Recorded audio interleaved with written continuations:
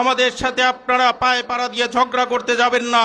আমরা ভালো সম্পর্ক চাই, এই ভালো সম্পর্ক বজায় রাখুন, তাহলেই আপনারা ভালো থাকবেন, আমরাও ভালো থাকব। যদি উল্টো পাল্টা কিছু করেন তাহলে বাংলাদেশের মানুষ কিন্তু তারা কেউ বসে থাকবে না। আমরা রাজপথে এমনকি আন্তর্জাতিক পর্যায়ে পর্যন্ত আপনাদের বিরুদ্ধে রুখে দাঁড়াতে বাধ্য হব।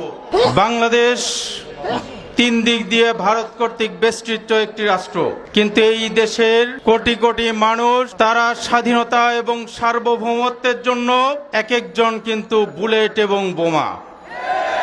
ভারতের যতই শক্তি থাকুক না কেন, 1971 সালে পাকিস্তান যেমন পরাজিত হয়েছে, বিভিন্ন সময়ে সীমান্তের সংঘর্ষে ভারতকেও আমরা লেজ গুটিয়ে পালাতে দেখেছি। সুতরাং আপনারা বাংলাদেশকে দুর্বল মনে করবেন না।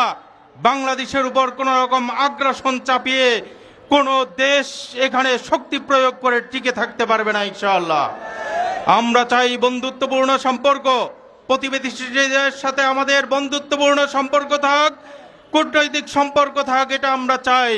কিন্তু আপনারা যদি পায়ে পাড়া দিয়ে ঝগড়া বাঁচাতে চান তাহলে আমরাও কিন্তু আন্তর্জাতিক আদালতে আপনাদের বিরুদ্ধে যেতে বাধ্য হব। গতকালকে একটি ভিডিও দেখলাম, কলকাতায় আমাদের ভাইয়েরা ভিসা নিয়ে সেখানে চিকিৎসা করতে গেছে, তাদেরকে বিজেপির কিছু কর্মী ঘেরাও করে ধরে জেরা করছে যে আপনারা কেন ভারতে আসছেন। তাদেরকে প্রশ্নের মুখোমুখি করছে, ভারতে যাওয়াটা নাকি অপরাধ।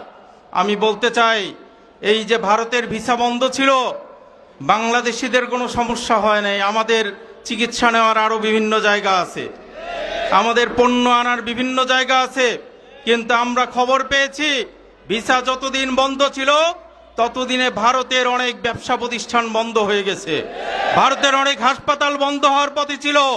এই কারণে তড়িঘড়ি করে আপনারা ভিসা খুলেছেন। আমাদের ভিসা আমাদের জন্য প্রয়োজন নয়। ভিসা যদি আপনারা না দেন, ভারতের ব্যবসা বাণিজ্য অর্ধেকের বেশি বন্ধ করে আপনাদের লোকদেরকে বেকার হয়ে বসে থাকতে হবে।